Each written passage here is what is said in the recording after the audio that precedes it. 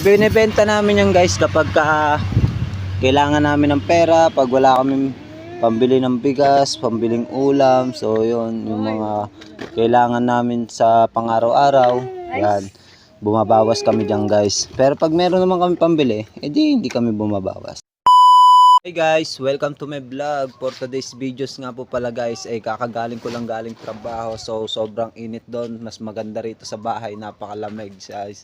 Yan, mapapansin nyo guys, napakalilim, maganda yung hangin.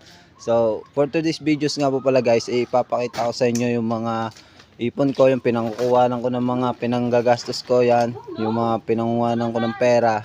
Yon, kasi hindi naman ako may perang tao para mag-ipon ng pera. So ito yung mga iniipon ko guys para saglit lang yung mga gastusin sa amin. So tingnan natin guys. So ayun nga guys yung mga ipon ko guys. Ayan. Yan guys yung mga iniipon namin. Yan. Mga scrap na wire guys. So pag nasunog yan magiging tanso yan.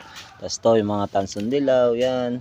Tulad ng mga video ko dati. Yung mga pinakita ko guys sa inyo na mga binabaklas ko. Yan yun guys. Pagka wala na ako na pangbili ng bigas, yun, eto babaklasin, katulong ko aking Junakis, si Kaykay, yan, tapos itong mga, marami pa yan guys, yan, dyan, mga ipon, pakunti-kunti lang guys, yan, pagka wala lang pambiling ulam, yan, yan guys, oh, yan, mga tansong dilaw guys, yan guys, yung mga naiipon ko, kasi hindi naman tayo mapera guys, para mag-ipon to. So ito pa guys, nga pala, meron pa sa sako, yan.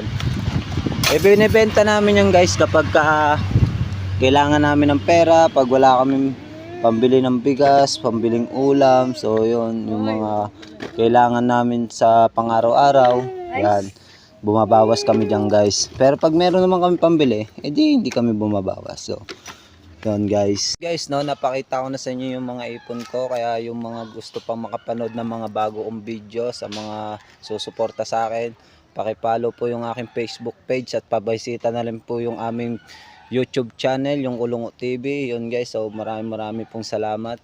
Ayan, hanggang dito na lang yung video. Ingat po tayong lahat. God bless.